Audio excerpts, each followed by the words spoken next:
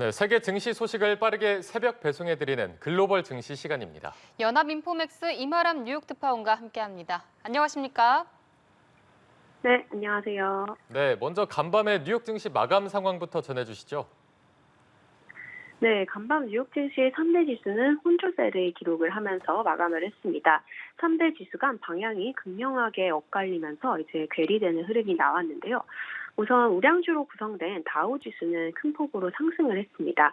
다우 지수 같은 경우는 4만 1000선도 돌파를 하면서 사상 최고치를 호가하는 수준으로 이제 상승을 했지만 반면에 기술주로 구성된 나스닥 지수는 굉장히 큰 폭으로 폭락하는 흐름을 보였습니다. 나스닥 지수가 간밤에 2.77%나 급락을 하면서 올해 들어서는 최악의 하루, 그리고 2022년 12월 이후 거의 1년 반 만에 최악의 하루를 기록을 했고요. S&P 500 지수도 덩달아 전일 대비 1.39% 급락하는 흐름을 보였습니다. 다우지수의 우량주는 상승하는 반면에 기술주는 오늘 올해 최악의 하루를 보냈다라고 볼 수 있을 것 같고요. 그 중에서도 반도체주 그리고 매그니피센트 세븐이라고 불리며 뉴욕 증시를 끌어오고 있었던 7대 기술주가 폭락하는 장세가 펼쳐졌습니다. 어제에 이어 지수가 엇갈린 흐름이 나타나고 있는데 자세한 이유가 뭔지 설명해 주시죠. 네, 지금 다우지수 같은 경우는 어제도 750포인트 정도 올랐었고요. 오늘도 거의 250포인트 정도 오르면서 이거래일 만에 1000포인트를 올라가는 이런 좀 기염을 토하고 있습니다. 반면에 나스닥 지수 같은 경우는 굉장히 큰 폭으로 밀리는 그런 흐름이 관측이 되고 있는데요. 지금 뉴욕 증시에서는 기술주 그리고 그 외 업종 간의 방향성이 좀 극명하게 갈리고 있습니다. 주말 동안 있었던 트럼프 전 미국 대통령의 피격 사태 이후 금융시장, 특히 주식시장에서 트럼프 트레이드가 지금 각광을 받고 있는 상황인데요. 이 트럼프 트레이드의 일환으로 기술주를 내던지고 다른 우량 종목들을 사는 이런 순환매 흐름이 뉴욕 증시에 펼쳐지고 있다고 볼 수 있을 것 같습니다. 지금 트럼프 전 대통령은 대선 레이스에서 앞서 나가고 있는데요. 만약에 트럼프가 재집권하게 된다면 미국의 중소형주 그리고 제조업 관련주가 수혜를 볼 것이다라는 기대감이 커지고 있고요.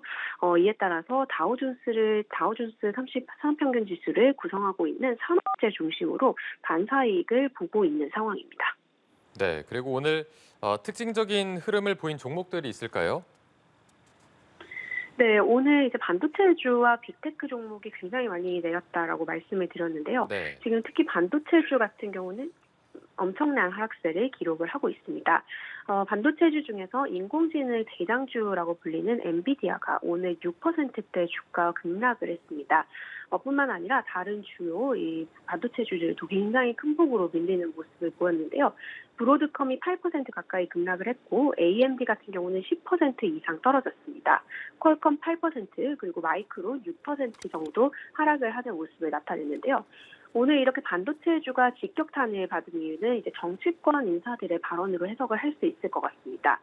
우선 이제 바이든 행정부 측에서 반도체 무역과 관련된 규제 강화를 고려하고 있다라는 이런 보도가 블룸버그 통신을 통해서 나왔습니다. 이 보도에 따르면 미국 정부는 동맹국이 반도체 기업에 대해서 이제 중국의 접근을 계속 허용할 경우 무역 제재를 가하는 방안을 검토 중인 것으로 이제 알려져 있고요.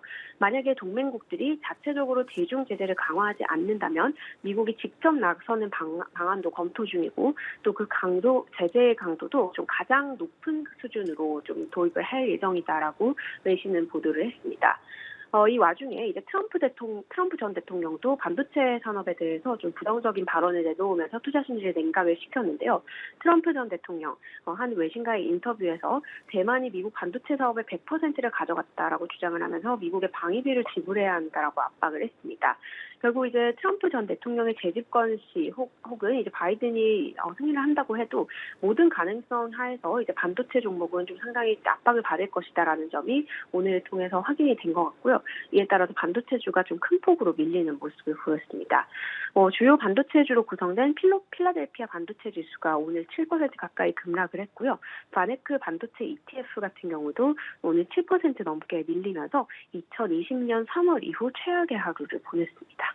예, 그리고 미국 연방준비제도 금리 인하와 관련해서는 새로운 소식이 있었습니까? 네, 오늘 미국 연방준비제도의 주요 인사 2명이 이제 공개 발언을 했습니다.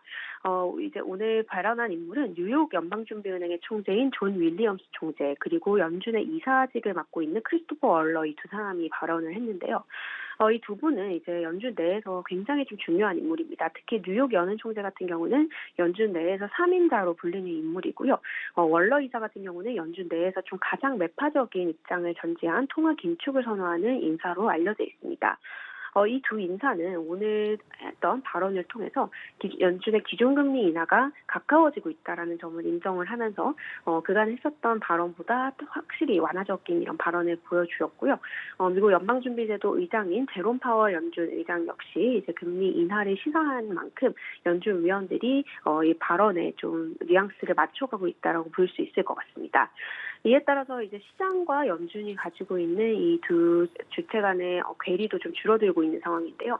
금융시장에서는 9월 금리 인하를 기정사실화하고 있는 상황에서 연준 이사들도 9월 인하를 좀 가늠해 볼 수 있는 이런 완화적인 발언을 한 하루였습니다. 오늘 연준은 자체 경기평가 보고서인 베이지북도 발표를 했습니다. 이 베이지북에 따르면 5월 말 이후 미국 대부분 지역에서 경제는 완만한 성장세가 유지된 것으로 보고가 되었고요. 고용 같은 경우는 대부분의 지역에서 약간 증가했지만 기존과 같거나 조금 감소했다라는 보고가 더 많았다라는 점을 연준은 지적을 했습니다. 물가 같은 경우는 전반적으로 완만한 속도의 상승이 관측됐다라고 연준 전했습니다. 예, 지금까지 글로벌 증시 상황 알아봤습니다. 연합인포맥스 이마람 뉴욕 특파원과 함께했습니다.